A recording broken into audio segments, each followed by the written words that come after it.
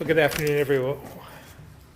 With what appears to be just a few days left in the session, I want to talk a little bit about where I think we are. At the beginning of the year, I asked the legislature that we work together on three priorities affecting Vermonters right now: housing, affordability, and public safety. Given what we've all heard from Vermonters, I'm disappointed with the lack of progress on all three. Take housing. While some legislators on both sides of the aisle have been true champions for housing Vermonters can afford, it's clear it was not a top priority for the legislature as a whole. If it were, we'd have spent more time on bills to increase housing stock instead of an incredible amount of time on a bill that actually expands regulation in the vast majority of the state, especially in rural areas of Vermont. All session, I ask that we keep the housing and conservation bills separate. But even when they've combined them as a political strategy, I was willing to try to find a way to make it work. The Senate has worked with us in some areas, and while far from perfect, they sent the bill back to the House, where we hoped to further improve the bill. But it appears last-minute changes could make it even worse. We've offered multiple paths forward, including a number of compromises on my end. And we've continued to meet with House members today to see if we can reverse some of the areas of disagreement. So it remains to be seen if housing is the priority many claim it to be. On affordability, I'll start with some good news. Although I still believe it spends a bit too much, the budget appears to be on a path to something I can live with. This has been a rare example over the last 2 years where legislators chose to work with me and my team, and again, although it's nowhere near perfect from my perspective, I think it can work. Unfortunately, that's not the case with the yield bill, which sets property tax rates. I've been clear, Vermonters simply cannot afford a historic double-digit property tax increase. Whether it's an average increase of 15% or 12.5%, it's still way too much, and I cannot accept it. And voters are showing their concerns as well. And the lack of action in this building has put school boards in a tough spot. The frustrating part is it didn't have to be this way. We've seen this train wreck coming for years, and we certainly saw it when the December 1st letter came out. And I've offered a path forward that could soften the blow in the short term, while giving us time to work together to implement the structural changes and give school boards some tools to contain costs in a way that encourages and ensures better outcomes for our educators, kids, and families. It appears the legislature will instead move forward with historic increases and little long-term cost containment, other than kicking the can down the road with more studies, leaving schools with hard choices and cuts right now, and taxpayers with double-digit tax increases. And we know we'll be right back in this situation again next year. We need to take the time right now to address the educational crisis, not 2 years from now. There are many other bills where we've offered constructive paths forward, but have been ignored, like the Renewable Energy Standard, which will unnecessarily increase Vermonters' electric bills by hundreds of millions of dollars. I wish, instead of spending so much time and so much effort debating how to increase costs on Vermonters, the legislature would focus on how to make it easier to stay in Vermont and more attractive for families to move here and for businesses to stay here and move here as well. That's what I'll continue to focus on and how I'll consider bills that come to my desk in the coming weeks. With that, I'll open up to questions. Going back to 8687, it's going to be on the House floor this afternoon. Right before we walked in, Representative Amy Sheldon walked out. I guess, did you speak with her? Did you walk away with seeing anything? I did not speak with her, but we had members of the staff speaking with her about paths forward. We'll see what will come of that. Just don't know at this point. And I mean, it's very late in the game. I mean, are there any tangible examples, if you can give us something you would like to see on the House floor this afternoon? There's all kinds of things we would like to see inserted in the bill. A lot of them both trying to have more housing available in the short term, but also more cost containment in the long term as well. Or not cost containment, but permit regulatory improvements in the future. Because I see this as a short-term gain and but a long-term negative in some respects. Having so much of our state having to go through a regulatory process, Act 250, and will impair, I believe, the rural parts of our state. So we're trying to make some adjustments there and have both, but we're still talking. And there are some exemptions, though, in that Tier 1A, 1B. Would you call that progress at all, or just it's not enough? Well, again, you have to weigh the good and the bad. From my perspective, if, and they've made it worse by actually becoming more aggressive and not putting off some of these regulatory changes to the future. By a year or two more than what we had hoped for. So again, you have to weigh that out. The short-term gains are good, and we need more housing, as we've consistently said. But if the negatives outweigh the positives, we'll weigh that out and decide what to do. Governor, we've been working on Act 250 for a number of years now. It's been studied several times. I mean, what's the chance that everybody walks away, from this legislative session empty-handed? It's probably 50-50 at this point, from my perspective. But they have the supermajority. I mean, they've proven that over and over again. I mean, they don't need me. They can override any veto I put in place. As complex as the Act 250 conversation has been over the past few years, I think some would say the education funding, the long-term education finance reform conversation might be complex as well. How do you expect that conversation to go over the next, let's just say, 3-5 years, seeing what you've seen over the past few years with Act 250?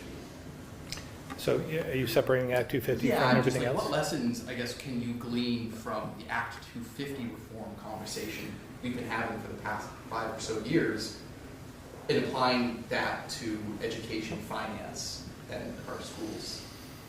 Well, all of that, all of that is difficult. I mean, on both sides, in both of those examples. We've talked about educational finance reform and cost containment and education spending for the last 8 to 10 years. And we haven't gotten very far. We've been ignored in some respects. So now we're in the situation we're in with a historic tax increase. And that's gotten the Vermonters the attention it probably deserves. Because it affects their pocketbooks, right? They may not understand how we get the educational formula, but they certainly understand a tax bill they can't afford. And so it's the same situation here in some respects, but it's more long-term. They won't understand. They'll see the short-term with Act 250, the short-term gains associated with that. But it's not going to be long if they have their way, especially with the House measures they're putting forward, that in 2 years' time, most areas of the state, the rural areas of the state, will be impacted. And you won't be able to build a whole lot without an Act 250 permit. Just as a follow-up on the education finance funding, you would talk about your administration has floated a number of proposals over the years. Has the Agency of Education done any modeling or have any estimates of how much money that would have saved us, or how much, dollars and cents that would have brought down education spending? I'm sure we have some of that information, but we can't keep going to the past. We have to look to the future. But we know some of the changes that need to be made, and I think now some in the legislature see that and agree with that.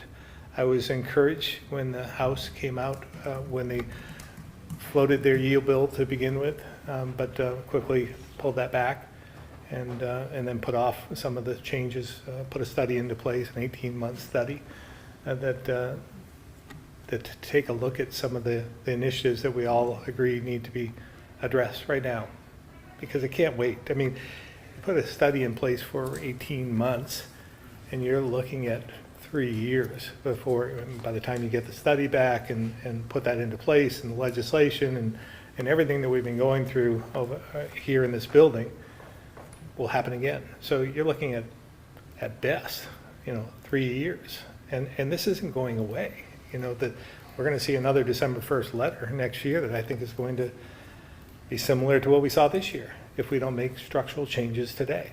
So that's why it's so critical that we have this conversation right now. We accelerate that study, provide some relief to taxpayers however we can, and give us a little time to have this study, a 6-month study, not an 18-month study, and then put things into place next year.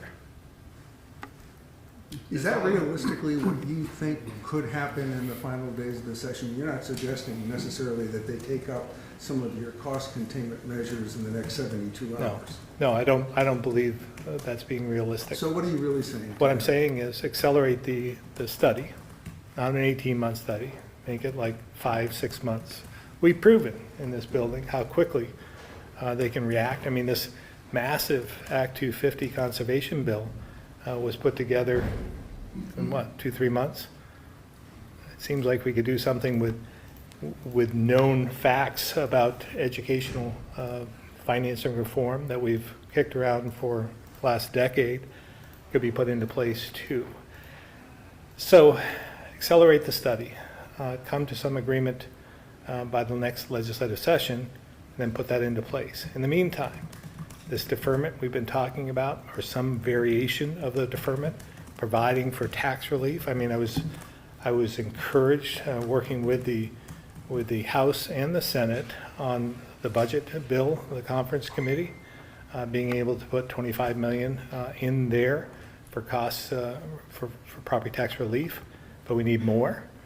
And we've had some ideas about that, but we also feel as though we can do something to defer those payments. So we're still working on that, and we hope we'll see some movement. Are the tax increases a problem for offsetting some of the property taxes? Like the Short-term- DFR fees? I thought there was a short-term rental tax. And There was a cloud streaming tax. The streaming tax Yeah. we were successful in taking out. That was one of our asks, and they did that. And the EFR fees are still in there. But those are more difficult to argue against when you have real life, like the streaming tax would affect, somewhat of a regressive tax, would affect Vermonters instantaneously. And we've had enough of that, I believe. There is a software tax in there, software use tax in the yield bill as proposed yesterday. Yes, That's there. yes, I believe so.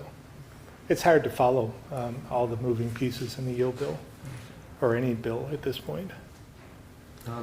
Governor, are you aware of the Tap Trees Not Vermonters rally scheduled for here tomorrow? Have you been asked to attend, and what do you think of this coalescing tax protest? I wasn't aware of it, so suffice it to say that I'm not aware that I was invited.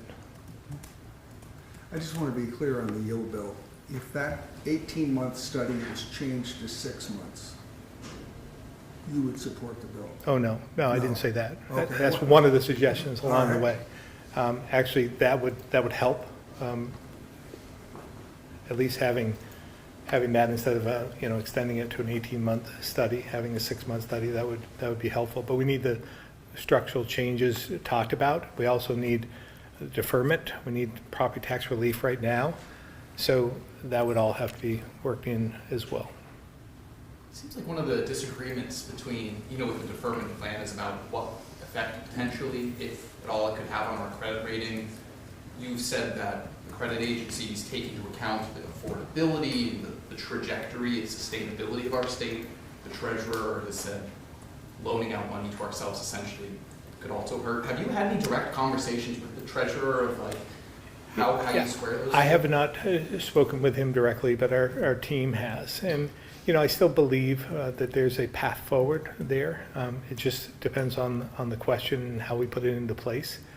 And there's an interesting proposal I heard in the last 24 hours that could work, and I'm not prepared to talk about it, but there's something there that might be helpful. But as I said before, I've been part of these rating agency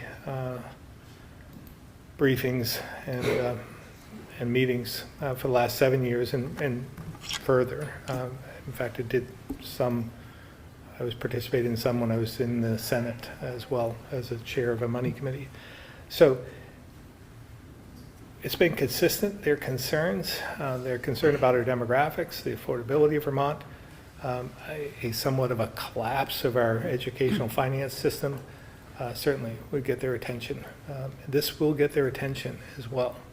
So, we may see a downgrade if we do nothing. And as I've said before, I want to give Vermonters relief. I want to help the school boards and the communities out as well. If we went with some sort of deferment, we might not have all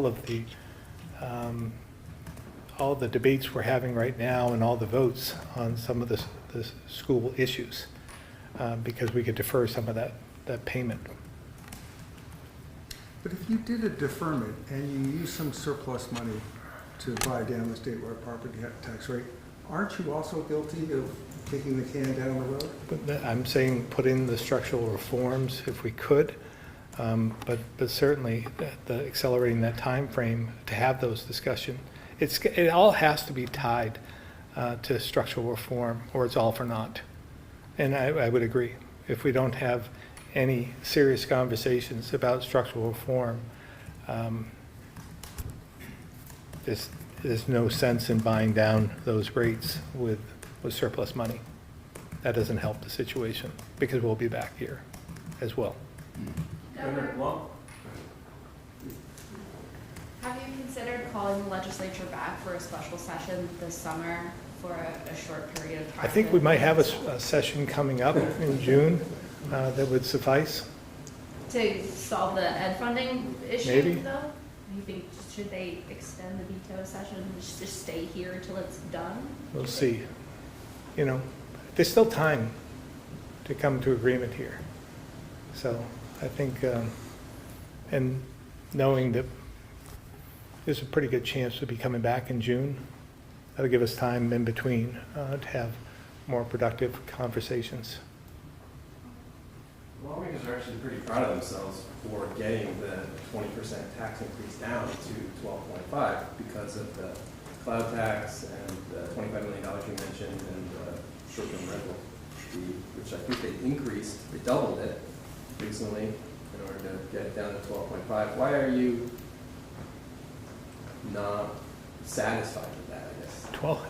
12.5%. That's why I'm not satisfied. I mean, in the past, I had concerns over an increase of 4 or 5% in years past. 12.5%. This was on top of the 8% they had last year. I mean, when are Vermonters going to say enough is enough and say, I can't afford to live here. I love my state. I want to stay here. I want my family to grow up here, but I simply can't afford it. When's that day of reckoning? I think it's sooner rather than later if we continue along this path. Fewer kids in the education system, not getting enough money to the kids. You know, we need structural reform, and it doesn't mean just cutting. It means just more efficiency, more structural reform, making sure that, you know, classroom sizes are bigger. It could mean having, you know, co-locating schools and so forth. I mean, there's all kinds of things. We want to help the municipalities get through this. And we can do it together, but we have to have a path. We have to have a plan to do that. Most people, when they hear that, think school closures, that you're thinking that's Yeah, that's some not, smaller, that's, no. I'm not saying that it's not, there will be some, there would have to be some, but that's not what we're talking about. There's other ways to find efficiencies, and there's other ways to have structural reform without closing schools. But we have to have that conversation. Back to the active 50 bill for a second. Why is it that the interim exemptions for virtually all of the communities in the state for projects near the downtowns, and then a long-term plan to allow some of those, or many of those communities to also get exemptions from Act 250, doesn't accomplish the red tape cutting that you had hoped for and regulatory reform you hoped for to spur housing? Right, well, again, from what I've heard, and this is a moving target in some respects, but what I heard was at one point, some of those longer term initiatives would come into play in like 28, 29, something like that, 2028, 2029, maybe 27. But they've been fast forwarded to 2025, 2026. So we're not going to have short-term gain for very long. And that concerns me, that they're accelerating the second piece of this, the long-term approach. And that's what I've heard in the House, what they're considering. So, does that accelerate the time when communities can get permanent exemptions from Act 250? yeah, but we're going to lose those short-term gains in the meantime. We need housing relief now. I mean, I thought we all campaigned on this, you know, not too long ago. I mean, we're not going to have it long enough to have an impact. We need housing today and tomorrow and the next year and the year after that. And putting in place, again, we'll weigh this all out, but this long-term approach that they're considering, I think will stifle housing. Governor, at the top you mentioned that you were disappointed in the legislature's work on all three priority areas. In terms of the third one, public safety, what are you concerned about there? Well, there's some good things happening there, but it's still in flux. So I'm really not sure what's going to actually pass in the long run. But there is some good news there. So we've done well on some things. Other things aren't being taken up. I think there are some studies that are being put into place. So all in all, I mean, it's not a deal breaker. What do you consider the good news specifically? The Senate in particular has worked with us on many issues that we put forward, and for the most part, again, I believe those will survive, but there's still a lot out there that we'd like to see. So I'm not really sure exactly what's going to pass. There's one bill I think I'll end up with soon. I think that one passed, that has most of what we'd asked for. So again, let's wait and see what we finish up with. Safe injection site bill? I've been pretty clear about that one. That's not, I'm philosophically and pragmatically opposed to that. I just think it moves us in the wrong direction. It's going to cost some money, and I know that's not out of the state coffers. This is part of the settlement money, but it's $1 million a year, and I don't think the safe injection sites will be put into, or the one site will be put into place for at least a couple of years. So we're going to be without that $2-3 million that we could put into prevention. to treatment, trying to put people on a better path now. And so I just think that we should go with a strategy that we know works, that will help in the short run as well. So I just, that one is something that I'm opposed to. We'll see if they have the votes. I'm sure I'll end up vetoing that, and then we'll have to see if there's an override. The health department is publishing new data, or year-end data, I should say, showing fatal overdoses statewide appear to be trending down for the first time since 2019. What do you make of that news? You know, it's good news, but we're still seeing deaths, right? So that's the bad news. We started to see that trend pre-pandemic the curve starting to go downward. And when we've seen it since the pandemic accelerate, but now we're seeing that come back down. So I hope that means some of the strategies we've put into place are working, and we hope that we can continue to do that and see that trend come down, because that's what we all want in the end. Does it make you think about the safe injection sites, or even money for treatment or recovery or any other initiative differently, seeing the data appearing to go in one direction? Well, it isn't. I felt this way before the data confirmed what I was thinking, that we have approaches we think are working with treatment, prevention. I'd like to see us do more in terms of prevention than we're doing now, harm reduction as well. So I'd rather put the money that they want to use for the safe injection sites into those areas that we know benefit us and benefit them. Last question. The law enforcement and service providers that we speak with are seeing a pretty big uptick in methamphetamines, which is a much different drug than opioids, much different response. How is the state contending with that difference, that different drug? Yeah, it's always, you know, it's like playing whack-a-mole with the number of drugs that are coming out and becoming more popular. It was fentanyl obviously is still a huge concern for us. Xylazine all of a sudden rose to the top. The traditional drugs still continue to still be a problem. So it's like all the above, and we continue to do try and stay up, trying to stay as up to date as possible to do all we can to help people get through this.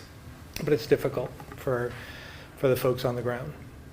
Supporters of this bill seem to think it's going to help save lives. Do you just fundamentally disagree with that assessment? Well, it may save lives, but how many are we going to lose because we didn't get them into treatment or keep them from using in the first place with prevention? So again, that's our philosophical difference.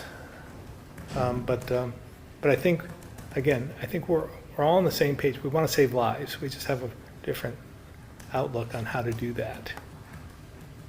Got a few folks on the phone. We'll start with Tom Davis, Compass, Vermont.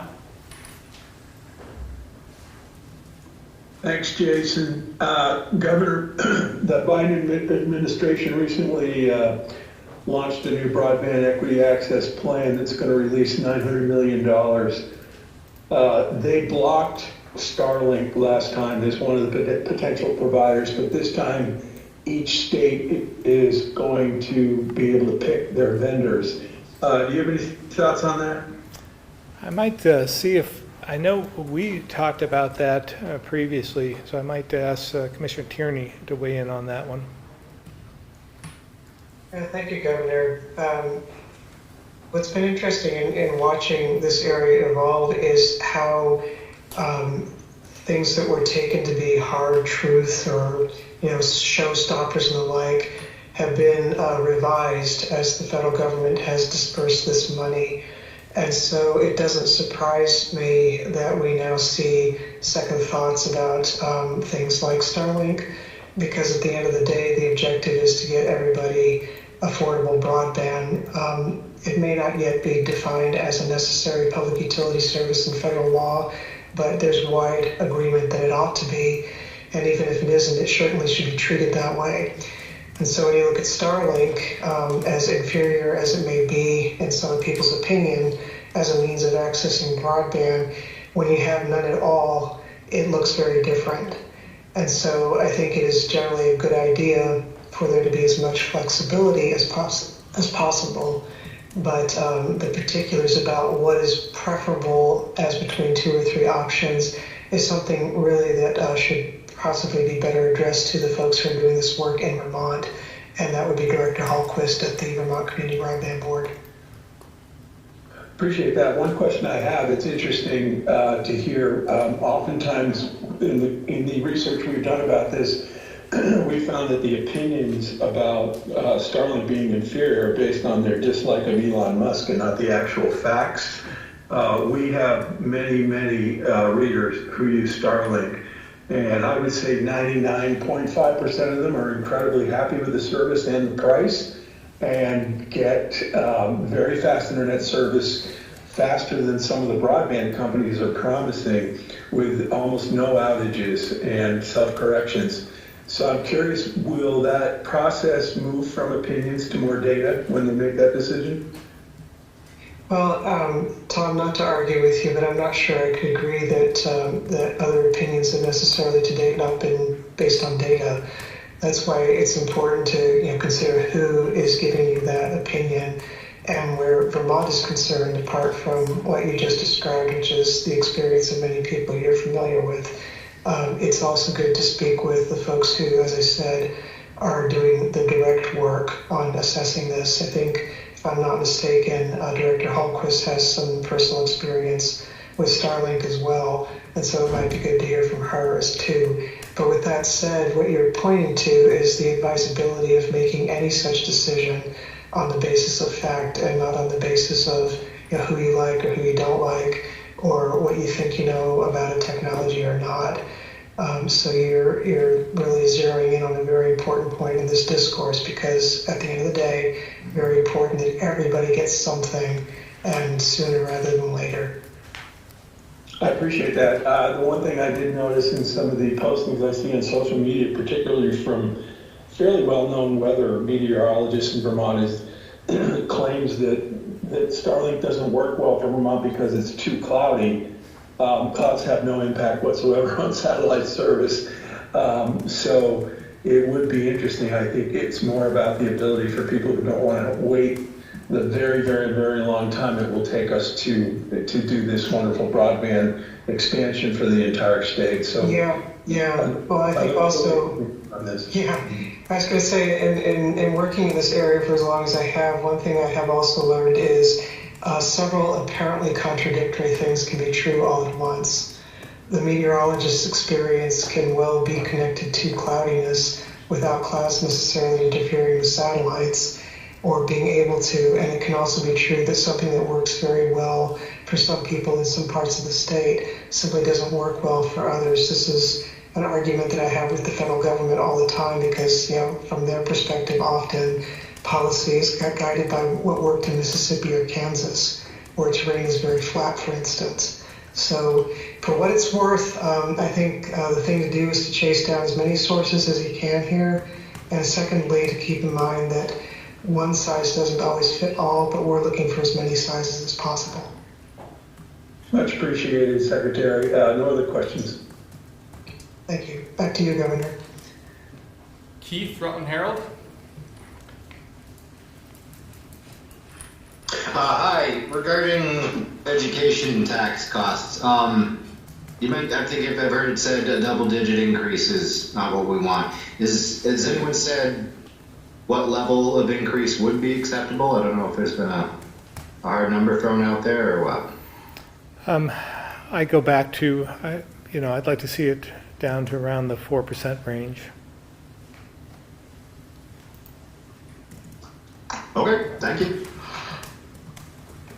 Tim McQuiston, Vermont Business Magazine.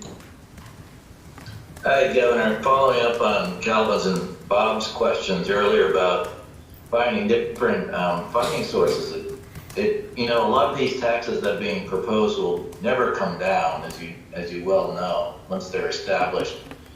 but the income tax is something that has been flexible, very flexible over the years. I know that you would be opposed to any real tax increase, but could that be a horse trading option in the short term to get those property taxes paid down, or is there just too many obstacles at this point? I agree with you wholeheartedly in terms of once you impose a tax, it never goes away. I remember when I was in the Senate, in fact, I probably voted for it. We increased the sales tax with the thought that there was a sunset on that. We're going to reduce that from 6, we increased it to 6. It's going to go down to 5. That never happened. And I just don't believe any tax increase we put into place will ever be eliminated. But again, I want to stress that when we talk about educational reform, and we could have a conversation about different sources of funding, not just rely on property taxes, but from my standpoint, get to the structural reform first, take that approach, become as efficient as possible, but then incorporate a number of taxes, different taxes if we want, without increasing the costs. So we can rejigger in some respects where the money comes from without necessarily increasing our tax burden. Thanks, Kevin. Another question, just quickly. Bernie's running for re-election. Any thoughts on that? I can't say that I'm surprised. He did contact me the other day to let me know, and I said that to him, that I wasn't surprised to hear. I will say this, longevity in the Senate is a gain for Vermont. We saw that with Senator Leahy. That's the way the power structure works in DC and in the Senate in particular. So I hope he continues because I think that it'll be a gain for Vermont. You get more power, we get more resources. All right, great. Thank you, Governor. Chris Roy, Newport Daily Express. Good afternoon. No questions. Thank you. Back to the room. Governor, protesters in Middlebury took down their encampment earlier this week. Today we're learning that the vast majority of students at UVM are also going to be clearing out. Your initial, have you heard about this, or your initial response? I hadn't heard that they were taking down their encampment, but I think that's positive news. It's the end of their session, and they will be. We have commencement, I think, coming up in the next week or so, and so I think it would be better for the commencement, for the families coming to see their kids graduate. I think it would be better without all the controversy. So I think this is good news, and again, I'm thankful it was peaceful, and that was what I had said. I believe in the First Amendment, free speech, and the right to assemble. And as long as they're adhering to the rules, and it appears that they did so peacefully, and that's important. UN Ambassador Linda Thomas Greenfield was no longer, that was one of the concessions. We don't know whether she pulled out or whether it was the school's decision, but she will no longer be the commencement speaker. I mean, how does that factor into this, do you think? I have no idea whether it factored into UVM's decision, her decision, or the encampment, what they're doing. I just don't know. But again, less maybe from her perspective, she didn't want to cause a controversy. Maybe she reflected on the families and the parents and those kids that are graduating to have their day. When you were discussing Bernie and the longevity in the Senate, you said, I hope he continues. Yeah, well. Yeah, it sounds like an endorsement. It's not an endorsement, but at the same time, again, I know how the Senate works, and without that senior person in the Senate, in that position, we're at the bottom of the list, so to speak. We've learned that in real time with Senator Leahy retiring. He brought a lot to Vermont, and we're continuing to see that what he brought to the state. But as well, that's over at this point in time. So again, it's it's not an endorsement, but it doesn't surprise me, and I think it will be beneficial for Vermont. He's popular here in the state, and it'll be good for bringing resources into the state as well. What do you make of the Progressive Party not too happy, saying you went against years of precedent, replacing their House Caucus leader, Emma Mulvaney-Stanek, now mayor, with Abby Duke earlier? Like, what do you just make of their argument? I don't know what to make of it, really. From my standpoint, I was just trying to make a decision. Emma had run and had sought the Democratic nomination, had received it, so she was actually a DP. And I felt an obligation to reach out to both parties, to have them forward names, and I picked the person that I think was ready for the position. And but I had good conversations with both sides, but I thought I was laughable in some respects when I was accused of playing politics with this, and I just don't see that to be the case. I mean, I'm going to get someone that's going to probably oppose everything that I do, regardless of the choice I made. So override every veto, or try to, and probably not sympathize with everything that I put forward. So if I wanted to play politics, I probably would have found a Republican that had never said they were a Republican and put them into place. That's playing politics. Choosing someone who has been a progressive Democrat in Burlington, I don't think is playing politics. It's trying to be fair. She was the head of the Progressive Caucus. But she sought sought the nomination. I understand, but you knew going into it by appointing. I mean, I've been on maybe 5 or 10 occasions. You've stood here and said you're not required by law to, when you do an appointment, to follow the party of the person, but you feel it's important to do that. She's clearly a progressive. You knew going into it by appointing a Democrat, you were going to ruffle some feathers here. No, I did. I didn't know that at all. No, and I don't agree with that. She sought the nomination to be on the Democratic ticket. She was a Democrat, progressive, right? From my standpoint, I don't know that you can. I totally disagree with your assessment, because I don't see how you can look at it any differently. You actively pursued the nomination of the Democrats and succeeded. It may not Makes you a matter, I think Democrat. she goes by PED. She's a progressive and then a Democrat. So she counts herself as a progressive. She caucuses with the progressives, did Emma Mulvaney-Stanek did. So, But ran in the Democratic that's true. primary, not That's the true. progressive. That is true. It's just, again, I don't understand it, to be perfectly honest. We sent notices to both parties. They both knew it. Didn't hear a peep out of anybody until after I made the choice. If they were that concerned, I'm surprised they didn't raise the red flag then. On another subject, back to the OPC subject again, please, Governor. You said that you would prefer to see the money dedicated to OPCs, which is $1 million, spent on treatment and prevention. But And harm reduction. What? And harm reduction. And yes. harm reduction. But that $1 million is coming from a tax on pharmaceuticals. Would you support a tax on pharmaceuticals to increase treatment, prevention, and harm reduction supplies?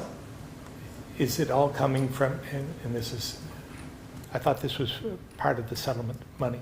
they were I was receiving that. under the impression that the $1 million for the overdose prevention sites was coming exclusively from a new tax on pharmaceuticals. I knew that there, at one time that was, but I believe, I may be wrong, maybe I should call a friend here pretty soon, but I believe that money comes from the settlement. And I'm happy to be corrected on that. Well, me as well. Yeah, Governor, Dr. Levine here. Yes. I believe you are correct that the original framing of the bill included the tax on the pharmaceutical industry, but the current framing is with opioid settlement money. Well, at least by one source. Governor, could we go back to H687 real quick? As you said, it's a moving target and there are things coming in and out of it, but of the amendments being discussed right now in the House, are there any in particular that you can point to that you would say are poison pills that if they're in the final version, it's a no-go for you? Well, with the accelerated time frame for like the tier concept, that would be problematic for me. But there's others as well. We'll see. Again, I just want to leave the lines of communication open. We want to. I'd like to get to yes if we can, because the short-term gains could be beneficial to the state, and then we'll need to prove ourselves and hopefully extend some of the provisions in the future years. But we just have to wait and see. But we need some help right now. Governor, if I could add on Yes. this. I think they're currently discussing changing some of those amendments as we speak, so we're not even sure what's coming to the floor this afternoon. But most of what's in all of the amendments are fairly problematic and take several steps back from the past 7 version. So that would be a better way to phrase the question is there anything in it that we want to seek to keep? And I would say there's very little right now, based on the last drafts. And I get this. They put a lot of time into this conservation bill in the House. They didn't have their housing bill isn't connected with this. They had no housing in this. This was just their Act 250 conservation bill that they pass over to the Senate. The Senate added the housing pieces, which wasn't a surprise. I think I predicted that, but I think for political purposes, mesh the two together. So I can understand the House being protective of what they pass over to the Senate without, more consideration for the housing pieces.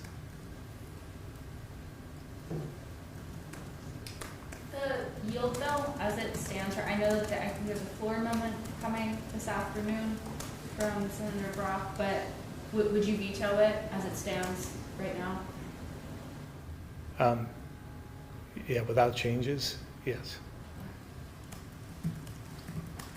Governor, back to school budgets. I know a few more revotes passed earlier this week. Does that encourage you, or do you see this as a recurring problem that's just going to keep needing to be, have mandates signed on it? Oh, this, passing the budgets, and I feel for those communities that have to go through this.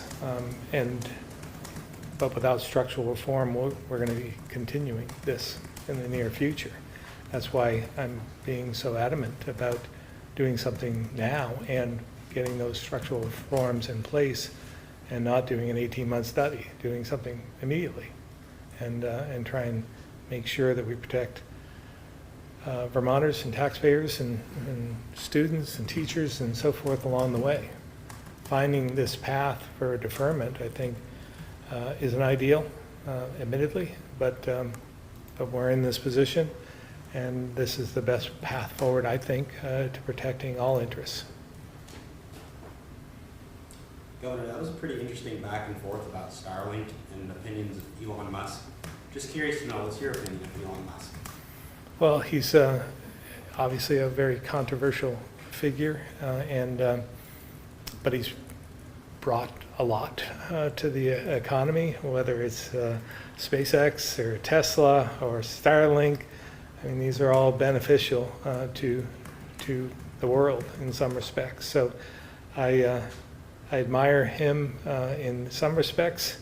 I think some of the other pieces of his complicated puzzle can be problematic, and we could do without, but sometimes you have to take the good with the bad.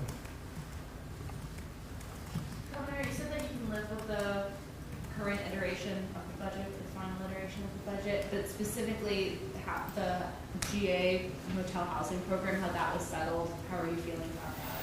Yeah, I mean, again, it's 20 million more than we had presented originally. It's $44 million right now for the GA program. As a reminder, pre-pandemic, I think we were around 7 million, but things have changed since then. So I'm happy that we came to some agreement on what the parameters are in the program itself. So I think we can make it work. The Senate is not going to be taking up, because of the burden from the property tax issue, they're not taking up the expansion of Medicaid, the expansion of the judiciary, or the housing bill to create units over 10 years. I mean, I know you in the House are kind of philosophically maybe apart on how to pay for some of these issues, but you know, what's your reaction to those issues or those priorities not necessarily making it across the finish line? Well, again, there's a number of issues every year that don't get across the finish line that disappoint many. There are a number of initiatives that the House had presented to pass in terms of new taxes and new programs and so forth that I don't mind seeing die on the vine, so to speak. So, again, we'll continue to focus on the big three for me: the affordability of Vermont, public safety, obviously, is important as well, and we'll continue to watch that as well. But this educational financing is going to be important. How do you feel about how this legislative session went overall? Assuming it, unless we're back here next week, I don't know. But how are you feeling? It's been a difficult session for everyone, I think, and it started off with the December 1st letter, and I don't think that was taken seriously enough.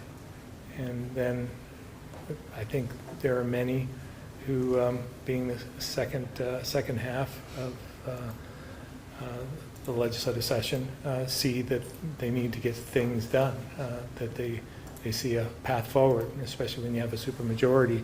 It gives you that extra horsepower to get some of the things across the finish line.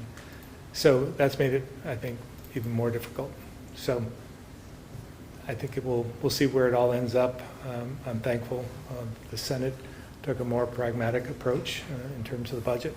That's going to be helpful, I think, and at least we get that passed, and hopefully, and won't have to worry about any shutdowns at the end of the year.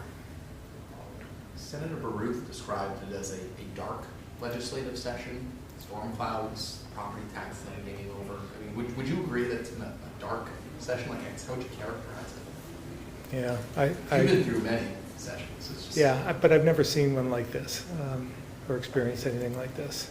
This is just there's a lot going on, and a lot moving that I never thought would move. To be honest with you, I thought at the beginning of the session when we saw that there was going to be a $225 million property tax increase to the tune of about 18%. It went up to almost 20% at one point.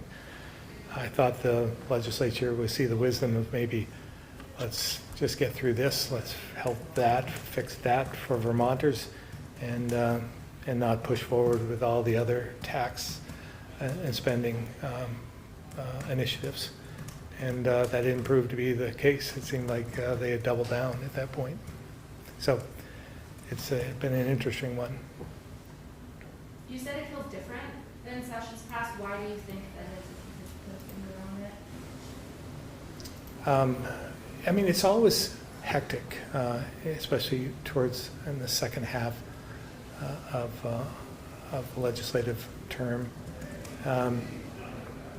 But this has been, again, been a little bit different. I think having a supermajority, knowing that they can override vetoes, has just made it more problematic. And the expectations coming into, a November election, I think weighs into it as well.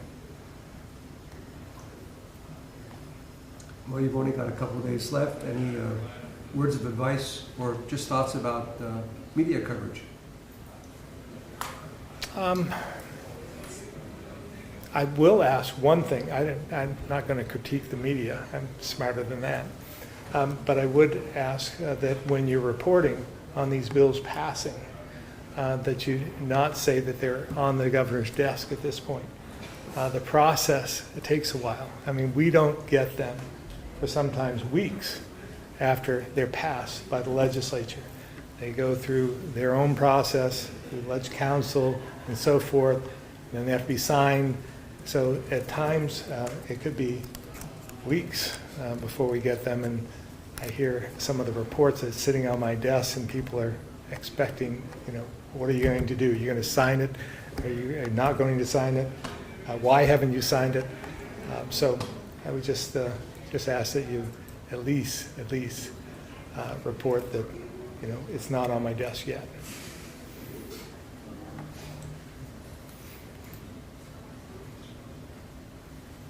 Thank you all. Thank you.